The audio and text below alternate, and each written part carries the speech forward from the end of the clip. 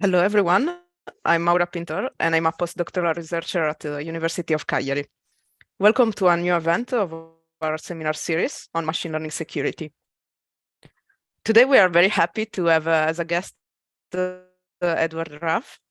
Right before we start, I would like to share some information about the seminars and today's event. So first of all, about today's event, the event is live streamed and recorded. However, the questions will be taken only on the Zoom call. So either you raise your hand at the end of the talk, or you write it in the Zoom chat. It is fine though to ask little clarifying questions if you don't get something from the talk. Now, for knowing more about the next future events and all our updates, we have a lot of channels now. Main channel probably is Twitter, but there is also LinkedIn and Eventbrite page that you can follow. And we also have a website. Luca will soon post the links in the chats. Also, if you want to know more about machine learning security, or you feel like you want to strengthen your background about it, you can find a very interesting and free to all available short course on machine learning security in our YouTube channel. And lastly, I want to thank all people that help me organize this series every time. Thank you all. And now I'll give the stage to Luca, who will introduce our speaker for today. So, hello everybody. As Mara said, today we have Dr. Edward Raff, which is a chief scientist at Booz Allen Hamilton, visiting professor at the University of Maryland, Baltimore County, and previously the chair of the Conference on Applied Machine Learning and Information Systems. His research covers broad areas of basic and applied machine learning, including reproducibility, adversarial attack and defense, high-performance computing, and all of these aspects merge at the intersection of machine learning for malware detection and analysis. Dr. Raff work has won 5 Best Paper Awards, working at the intersection of academia, government, and industry. Congrats, by the way, on all of them. So, and thank you again for being here. The stage is all yours. Thank you so much, and thanks everyone for coming to listen. I know there's a number of people here smarter than me, so I apologize if some of this is maybe remedial to a few people, but hopefully it's accessible to a wider audience. And so yeah, my talk, why I hate parsers, and you should too, sort of based on the work that we've done, a lot of which for the Laboratory for Physical Sciences, and trying to sort of solve real problems in the government around malware analysis and malware detection, in my egotistical slide with my photo on it because my coworkers find it funny. So cybersecurity, obviously we all care about this in this audience, and people should care. Hundreds of millions of malware samples seen every year. We surely crossed into the billion mark by now, but I haven't looked for an updated number. And even single instances of malware have been estimated to cause billions of dollars in damage. And we've unfortunately seen instances where many hospitals get hit by malware or ransomware, and people can't get life-saving treatment because of it. So it's often easy to think about cybersecurity and malware analysis, malware detection as the sort of niche thing off in the corner, and who really cares? But it's both a huge financial impact and increasingly, unfortunately, a real life safety impact for people. So this is something we want to do well at, and there's a number of people working in this space. I should have updated Silence's photo to BlackBerry, I suppose, since they've been purchased. But oh well. So I am not an expert in all the ways that you can be owned. Like, this is, I think, MITRE ATT&CK framework like 1.0. This is a huge amount of stuff. It's part of why working in cybersecurity is so challenging, especially malware or machine learning in cybersecurity, is it sort of two ends of the extreme in terms of skill sets. You've got sort of the math and statistics on the machine learning side, and really getting into the weeds of software systems and architecture design, and even computer hardware design on the malware side and the security side, and how exploits actually happen in real life. It's an enormous amount to fit into one brain. I am not going to be covering this large and massive scope. I'm going to only be covering a small portion of the world that I work in, which is around malware detection. And simple version of the problem is some file comes in and you want to know, is this benign or is it malicious? If it's benign, okay, let it run. If it's malicious, please do not let it run. And there is some fuzziness around what makes something benign or malicious. This may not be an absolute thing that is true for all people at all times. And there's probably a little bit more of a fuzzy area in between. I don't remember if anyone remembers, like, I think it was like Bonzi Buddy or something, was this application that a lot of people thought was fun and would install on their machines locally. A lot of people found it sort of very annoying and invasive and didn't want it. And so there's maybe a middle ground as well. But for simplicity, we'll just sort of say it's either benign or malicious for now. And there's also deeper questions about what makes this file malicious. Is it ransomware? Is it doing something more targeted and bespoke? Is this just sort of broad spectrum and I got unlucky? Or is someone really targeting me as an individual or as an institution? You care about these differences. Especially if we're trying to build stuff to protect the government. We know the government is subject to both of these situations. Banks are subject to both of these situations. There's a lot of variety. There's even some of the opposite, where sometimes ransomware authors will apologize to hospitals and give them the decryption key for free and say, oh, we didn't mean to hit a hospital. Here you go. Please remove it from your hospital. So there's a lot of a specialty we can get into that you might care about. And then how do we build detectors for new platforms? If you were in this space a decade ago, there was probably not any particular need to write a malware detector for iPhones or Androids. Now there is. And what other file formats might become an attack vector in the future, and then you need to potentially have a detector for that file format. And there's even situations of fileless malware that we're not going to get into because that's hard and challenging. But so there's a lot of need to be adaptable to new platforms, new systems over time. And a lot of times we need to make decisions very quickly. If you're downloading something and your download is paused for 5 minutes as someone instantiates a virtual machine and tries to run the download inside the virtual machine to make sure that's okay, this will be unacceptable to users. How dare you make me wait 5 minutes for my files, my cute pictures of cats on the internet? I need them now. I have an addiction. I require more cat pictures. So there's often a real-time latency requirement to satisfy for bad and good reasons than just cat pictures, or better reasons than just cat pictures. My slide change is not going. There we go.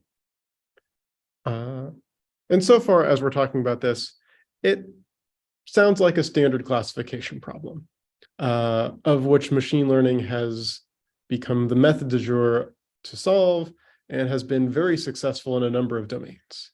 What is in this picture with object detection is very good now. What did you say? Like classifying the words that are in a spoken sentence is really getting quite phenomenally good. What did you mean? Sentiment analysis is okay. It's pretty good. It's very useful. Not perfect.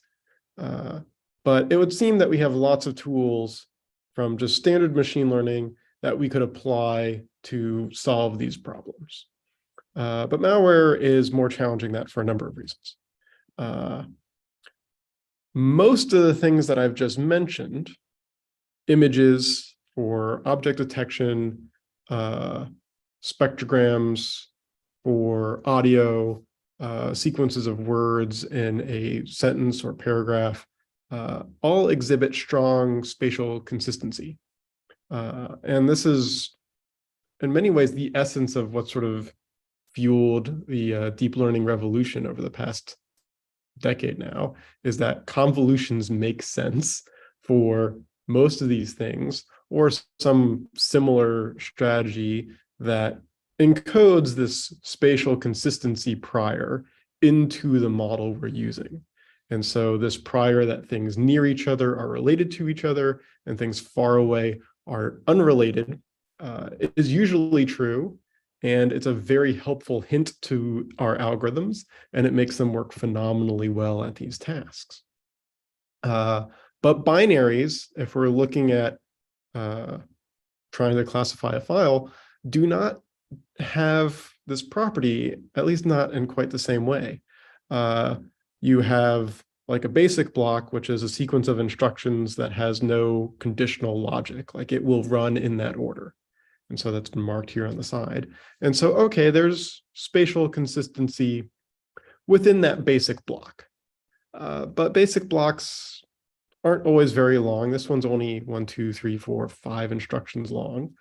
And then we get into calls and jumps and long jumps, which have very weird locality. You might have a lot of jumps to the printf function, in which case there'll be jumps of huge distances and then jumps back, but it's not even that you're even related to the thing you're jumping to. Everything calls printf. It's kind of this uninformative discontinuity in locality. And so you have less spatial consistency between your functions.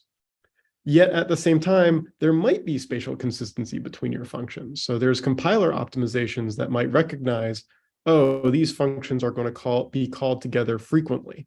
And so I'm going to lay out in memory these functions to be next to each other in order to get better caching behavior so that my code runs faster. And so now I have this compiler conditional spatial locality between my functions that may or may not be there, because I don't know from just the code if the compiler was doing that or not. So this is a very weird, ethereal kind of locality. And then we haven't even sort of gotten into like what actually goes into a function and the organization of it. And the jumps and calls for for loops and the logic within a function, functions composing together to form larger classes or architectures, creates weird hierarchies of call and jump behaviors. That is a very difficult locality to characterize and even to extract. And so this is problematic when spatial locality has really been the backbone of, I'd argue, most of the successes in deep learning over the past decade. And you might say, well, Edward, you are being overly obtuse. This is just easily described as a graph. Don't you know about graphs, Edward? Here's some code from IDA Pro, and look, you just make it as a graph. Every conditional statement, you sort of have the true condition and the false condition. And so you can have your two edges in the graph, and they're labeled edges. That's fairly easy to deal with from a mathematical structure. And it's not as easy as convolutions, but the tools exist for it. And I'd say, like, yes, I wish my graphs were always like nice and small like this and very easy to just sort of interpret. But very simple obfuscations, as this link shows, can explode what your graph looks like. And okay, are two graphs equal? That's the graph isomorphism problem. That's NP hard. And so now I've just sort of added a new, even harder problem to deal with, trying to both accurately extract the graph itself, which is non-trivial. Especially you can replace logical conditions with a lot of bit fiddling to sort of remove apparent branches. You can do logic like this to explode out the control flow into some horrible graph. You can add unnecessary conditionals in logic. It's very easy if you start to rely on graph algorithms for your processing, it's very easy to overwhelm those and control them from the adversary's perspective. So that's a problematic approach. And then graph algorithms can also be very expensive to run. And as I mentioned, I need this to run in real time so that I can safely acquire the maximum number of cat pictures on the internet. So you might say, well, Edward, you're so silly, Edward. You need to add more domain knowledge. You shouldn't just be looking at the disassembly. There's thousands of instructions in the x86 instruction set, and then x64 adds even more. You just need to decompile the assembly and get closer to the source code level representation. And that will make your analysis much easier. And then you'll be able to sort of clearly see the while loops, the logical conditions. But that's also really hard, right? Like the mapping from an assembly to decompilation is enormously difficult. There's going to be multiple valid decompilations. You're probably not going to produce a decompilation that would even recompile into the assembly. In order to know what you're doing is correct, you need to start getting into like theorem provers. So like using things like Z3 or like Datalog that can sort of give you logical inferences that, yes, this is correct, and we can propagate this forward and resolve this. Our computational complexity is basically becoming unbounded now. And this is getting even more expensive to do. Like I can't run a theorem prover every time I need to classify something as benign or malicious. So following, and this would be the normal machine learning perspective, is like, let me add more domain knowledge. Let me make the problem, or let me sort of get the problem in its sort of highest representation that best represents what's actually happening and use the appropriate machine learning model for that. But if I'm doing that here, I'm making this less and less usable in real life. It's taking Z3 analysis can take days for just one function. So I want things to run real time. Adding more domain knowledge is just making my life harder. Because ultimately malware complicates everything. And this is not the most sophisticated tool in the world, but it's my favorite as an example is the mobfuscator, which takes any x86 program, and as you see it fly on the screen, recompiles it to only the move instruction. The entire program is 100% the move instruction because x86 is very complicated, and the side effects of the move instruction mean that it alone as a single instruction is Turing complete. And so what is your analysis when everything is the move instruction? And people have sort of figured out ways to undo the mobfuscator. But the point is binaries are weird.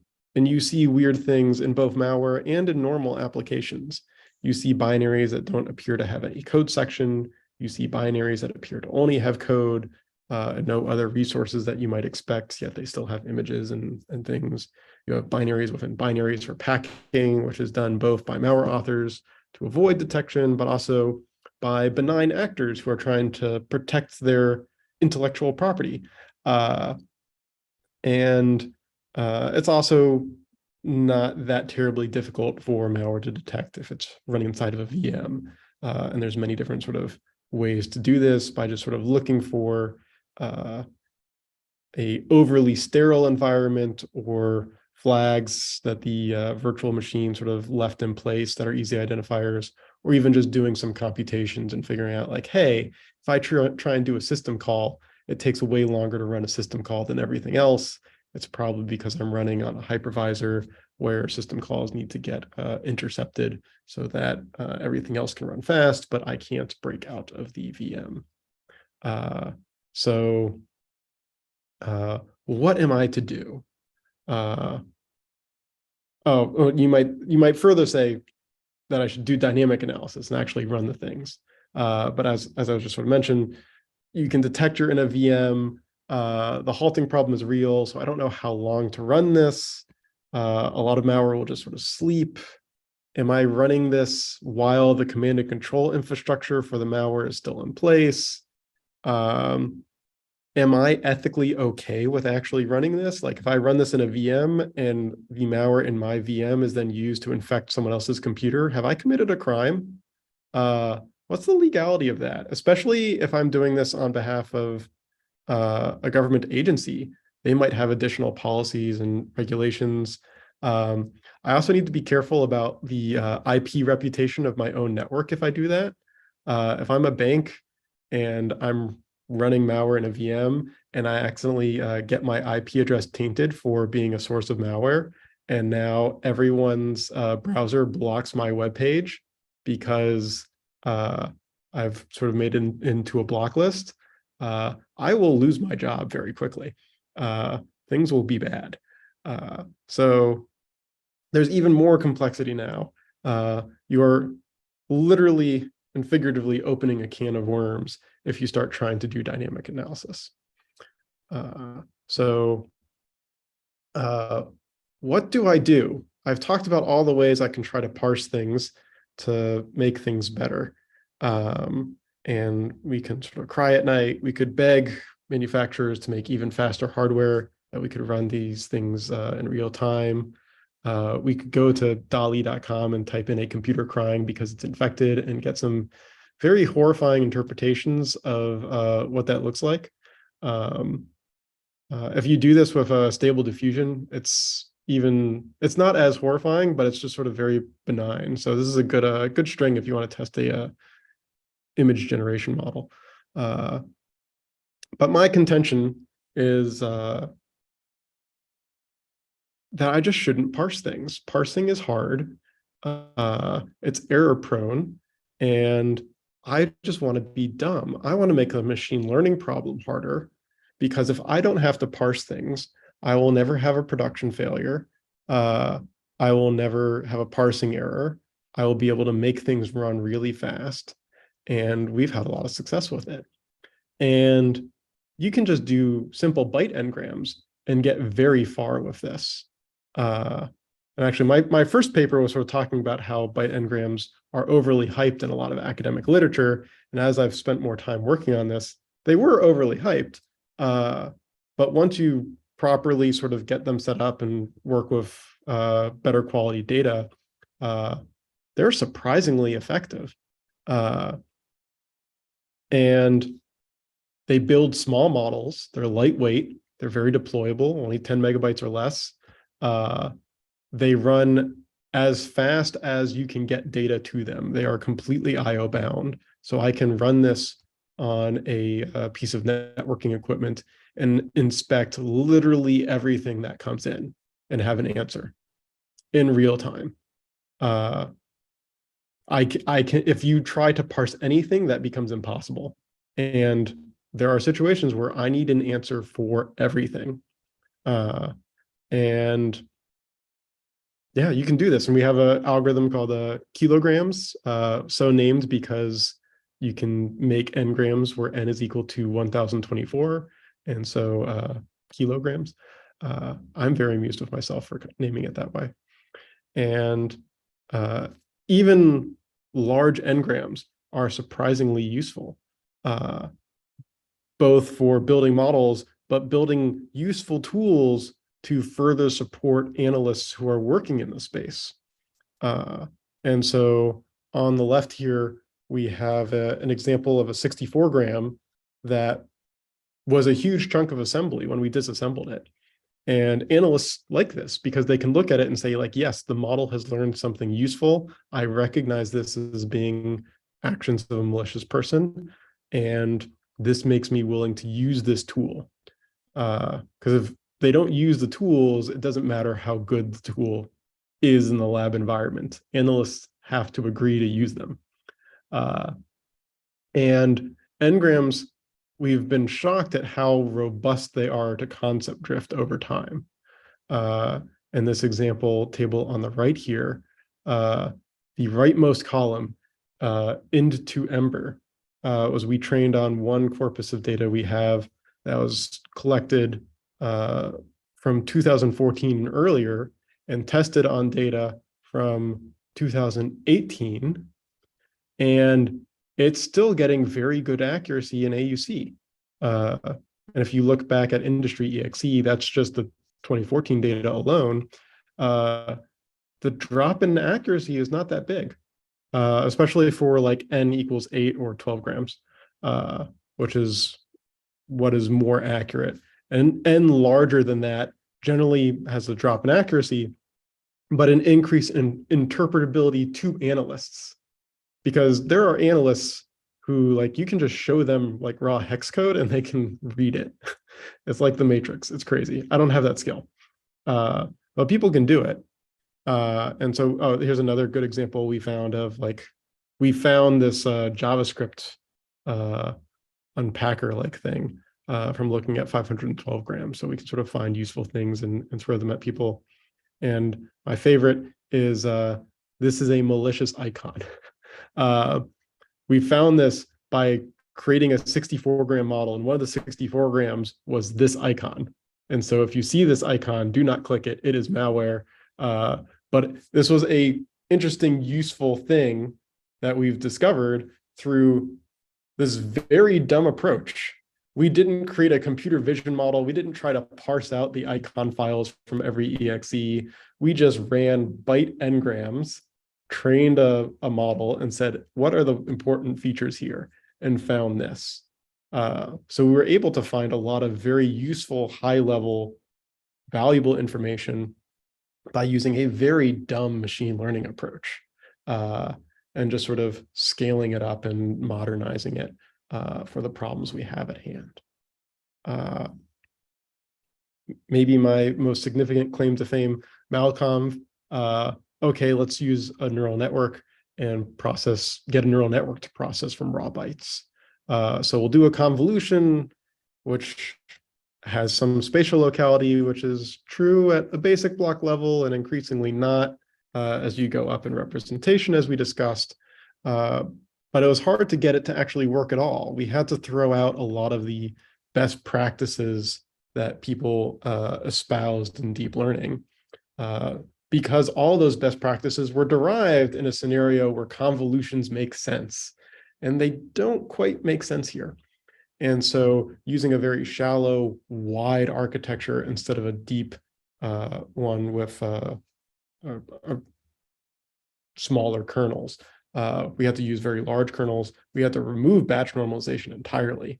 But doing that, we were able to get this to work and train a neural network from raw bytes, which makes it very fast to deploy.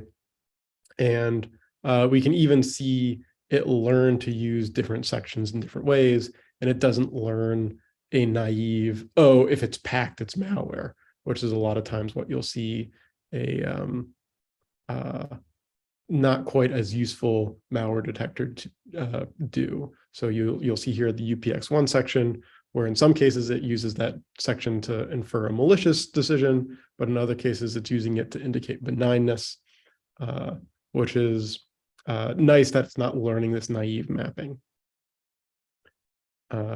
And we've sort of since scaled it up and added some more interpretability to let the model adaptively learn how to increase the importance or decrease the importance of some content based on things very far away in the file. So trying to get the machine learning model to better handle the weird spatial localities. And we're able to, when we dig into it, able to see that it actually learns useful things. And so what we have here, this variable G in the blue, is this context variable that the network is pulling in. And so you see it's pulling in a lot of context from these URLs that are command and control URLs.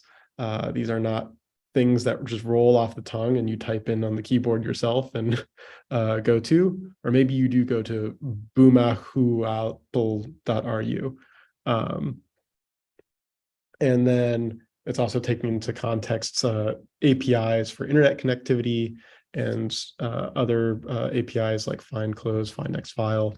And then in green, we have what did the network use to increase the importance of, and what did the network use to decrease in red. And so the original importance of the internet connectivity APIs was 0, which makes sense. Like lots of things, most things connect to the internet now. It'd be weird if you didn't try to connect to the internet.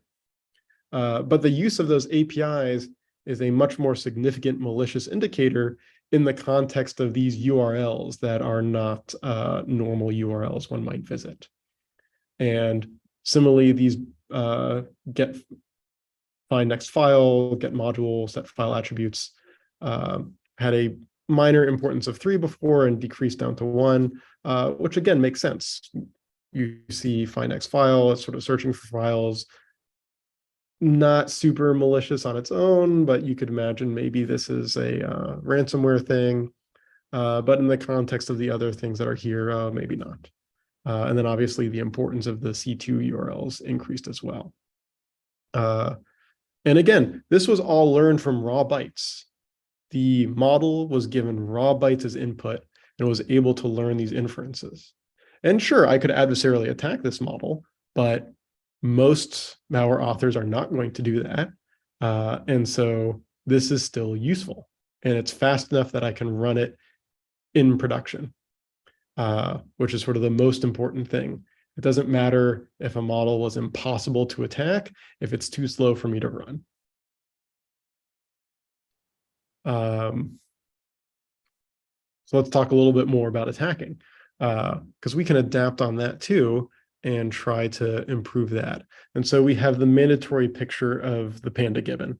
You have the panda, you add a little bit of noise, but strategic noise, and then you get a gibbon.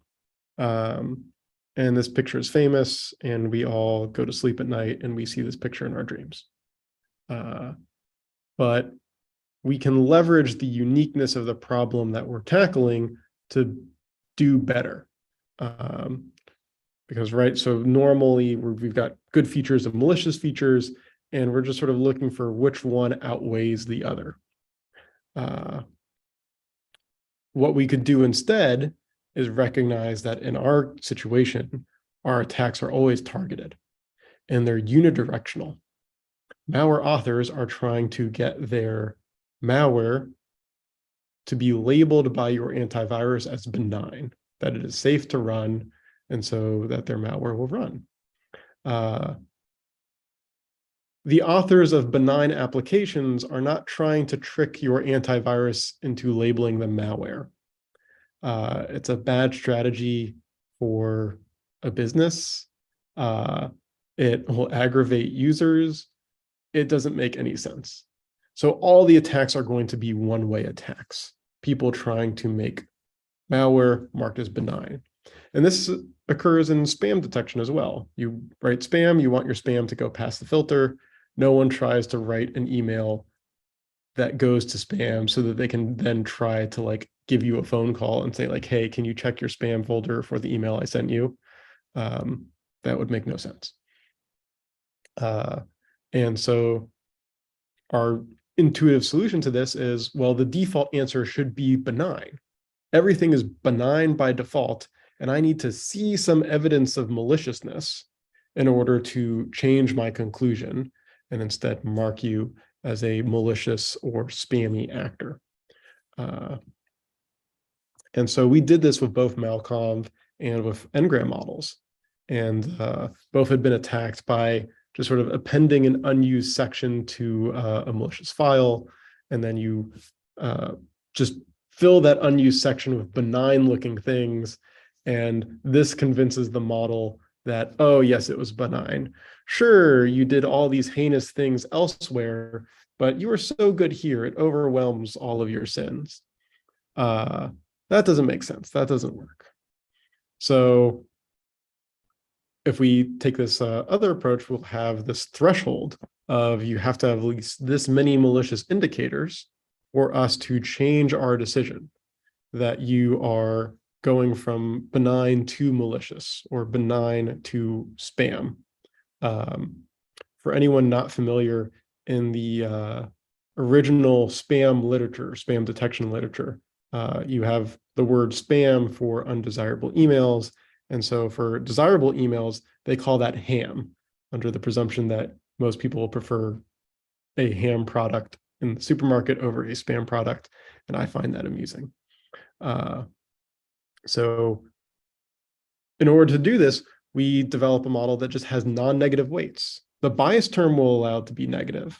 So a negative bias term sets the default answer is benign. And then all the positive malicious indicators need to accumulate and overwhelm that negative bias term to enter into the spam or malware decision threshold. And so to create a visual example of this, we did 0 versus 1 digits with MNIST. And on the left, you have the digit 1 that we're trying to convert to the number 0. And so in the middle, you see the results of adversarially attacking a normal model with benign and malicious weights. And you can see it's still the digit 1, but it looks generally correct. And in the right, we have a non-negative model. You can't add anything to get it to change its decision. And so it had to remove things instead. And now it is not actually the digit 1. It's this weird other thing now. But that would be the ideal goal. If you have to remove a malicious component to not be detected as malware, then you're not malware anymore. You're just a weird benign application. And so that'd be great. And this is not perfect. There are ways to do very fancy rewriting of your code to alter the features. But we at least get a better defense for relatively little effort, and make the malware authors have to work harder if they're going to succeed, which is, I think, the general strategy that we always need to sort of have in mind. The adversaries can write Turing-complete code, and x86 is weird. There will never not be some kind of attack that they could do.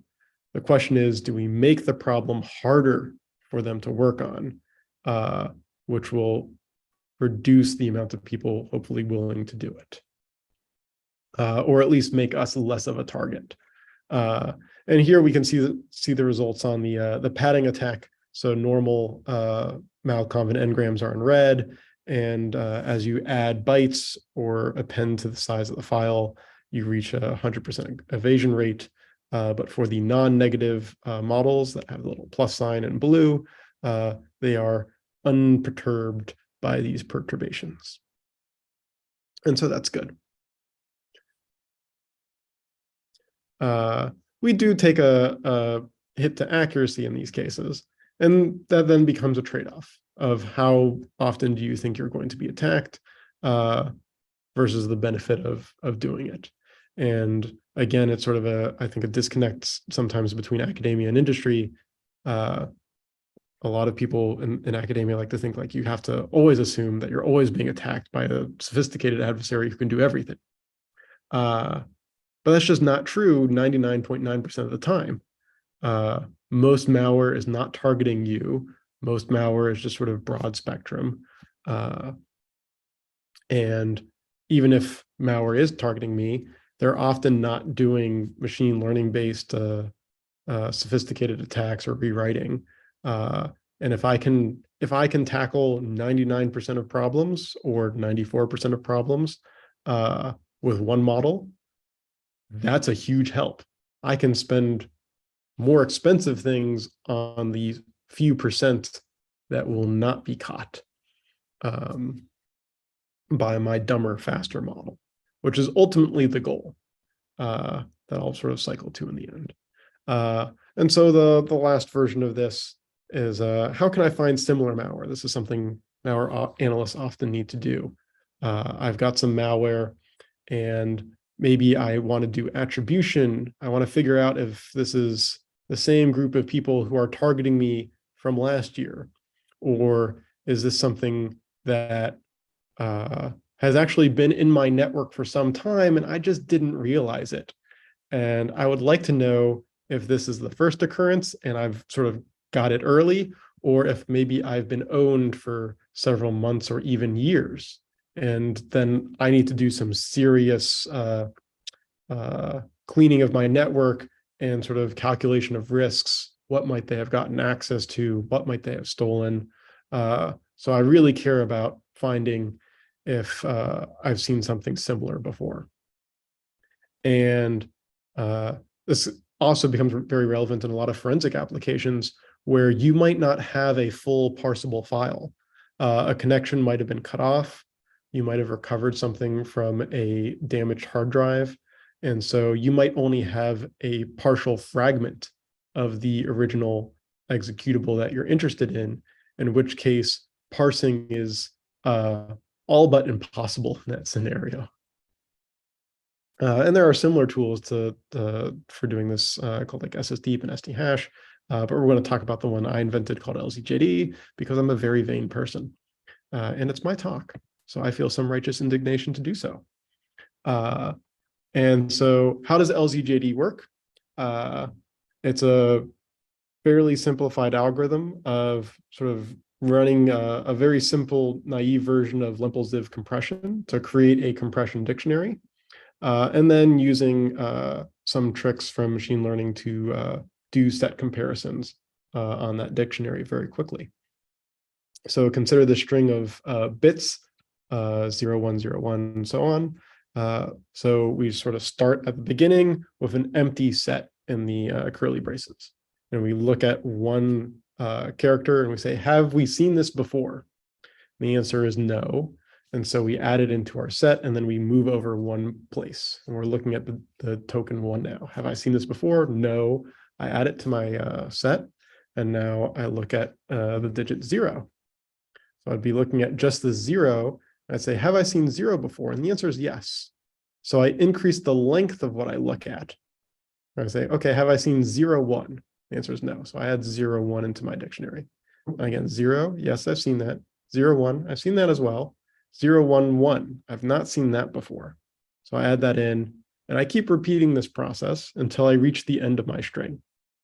And now I have converted whatever string I'm looking at into a set of subsequences. You can kind of think of it as variable length n-grams. And now I can just compute the Jacquard similarity between these sets as a measure of similarity. And this works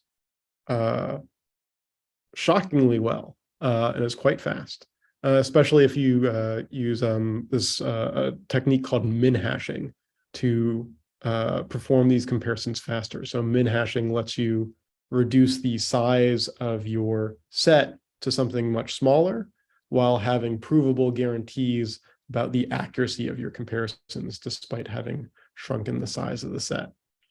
And so here are some results from different scenarios. So we have in the top right, 10-fold cross-validation accuracy on 2 different data sets in 2 different forms, which I thought was a very fun experiment. So we have this Kaggle malware family data set, and we can look at the raw bytes, so that's Kaggle bytes. We can also look at the disassembly that was provided, so Kaggle ASM. And what's really fun here is that using the raw bytes, the lower level representation is actually more accurate than disassembling it. for every tool that was tested, not just LZJ, but LZJD, but SSDeep and SDHash as well. So that was very fun and very counterintuitive.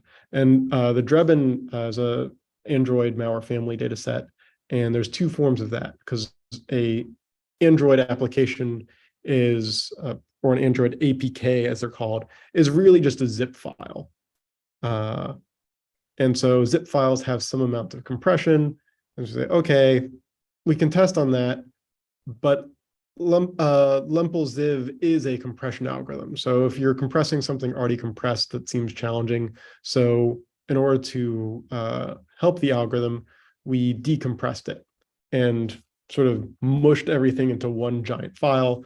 And that's what the tar command basically does. So we have two versions of this as well, the APK version where things are compressed and the tar version where things are not compressed. And as we expect, the tar version does better, but the APK version still is reasonably accurate, 81% accuracy compared to 87. So even when things are at least mildly compressed, this is still a useful way of finding similar files. We can also do LZJD very quickly, not that much slower than SSDeep, which has significantly lower accuracy.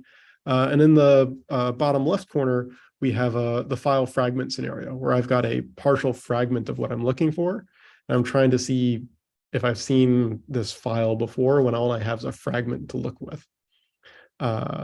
And you can see on the bottom row that we're able to very accurately match a fragment of a file back to its original version using LZJD, which is, again, something that we wouldn't even be able to really attempt if we were trying to parse things.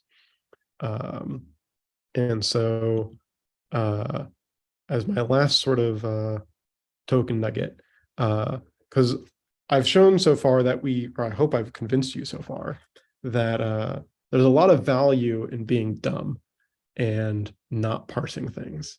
It gets you things that run fast. They have surprising longevity.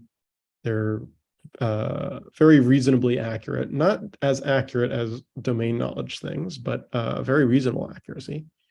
And in some cases, a little more accurate than you might expect. But not parsing anything ever is not a complete solution. So if I do have to parse something, I want to parse only what I am absolutely must, because I don't like parsing. And so one of the things that we developed and presented at CAMLIS this past year was using Bayesian approaches to quantify our uncertainty about our model's prediction. And in particular, if our model is uncertain about its prediction, but it does have confidence that a more expensive model will be more accurate, then the model can tell us that we should defer this prediction to the more expensive model. And so what we did in this experiment, we ran all of Ember through dynamic analysis. And that model is less accurate than MALCONV.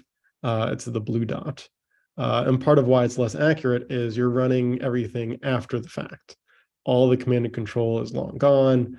It's very hard to get things to sort of have their behavior occur inside of a VM.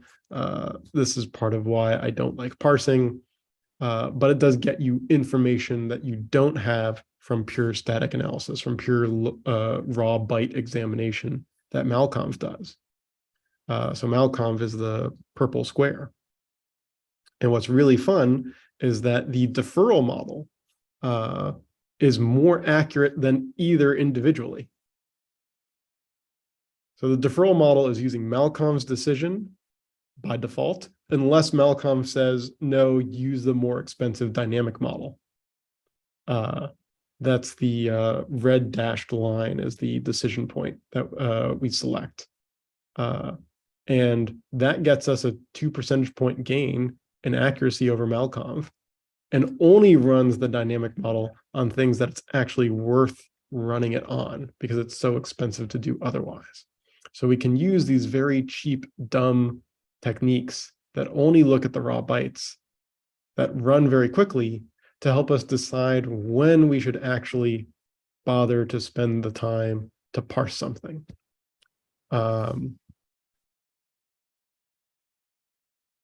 So that being said, there's still tons of challenges left despite progress, both on a machine learning side and on a sort of cybersecurity technical engineering side. We don't have great tools for dealing with the multiple levels of concept drift that occur in malware data and cybersecurity data, from both malware authors adapting, but also just natural changes. Boost comes out with a new version. A new version of the Microsoft Visual Studio compiler comes out. Everyone begins to change and drift as that happens. And that's a different drift occurring at a different rate that's occurring for every software package in your entire sort of supply chain of dependencies, separate from the malware authors adapting to what people are doing and detecting. So there's multiple levels of drift occurring that I've never even seen a machine learning paper even recognize as a possibility. Adversarial attacks we all know about, but like non-IID learning is still very slow growing and nascent in machine learning, but cybersecurity data is just very strongly not IID. The huge variety in data size and complexity in this space. A 200 megabyte executable is not unreasonable. We download them all the time. That's one 200 megabyte data point. That's one data point bigger than all of CFAR 100. We have individual data points bigger than the whole data sets that a lot of machine learning researchers use, which still blows my mind sometimes. And then lots of technical roadblocks on, can we do better VM escape analysis? Can we create more accurate VMs to reality? Can we create more diverse VMs dynamically as needed? How do we sort of do maybe partial parsing, minimal parsing? How do we deal with the fact that the spec doesn't match what the code actually does? When we talk about something like how does Windows parse an executable, a huge amount of complexity that I'm not smart enough to tackle, but I hope this talk might challenge and spur some people smarter than me here in the audience to look at these things. And with that, I think I'm about on time. I appreciate everyone basically listening to me rant for a good 45 minutes. And please feel free to reach out via email if you want to chat more and see some of our fun papers. Thank you. Thank you a lot, Edward. So first of all, it was a great talk. Thank you. Really, thank you. Now I'm gonna stop the YouTube streaming. So if someone is watching from YouTube, please, and you have questions, please join the Zoom chat, the Zoom call. So otherwise, thank you for watching. So now let's stop it.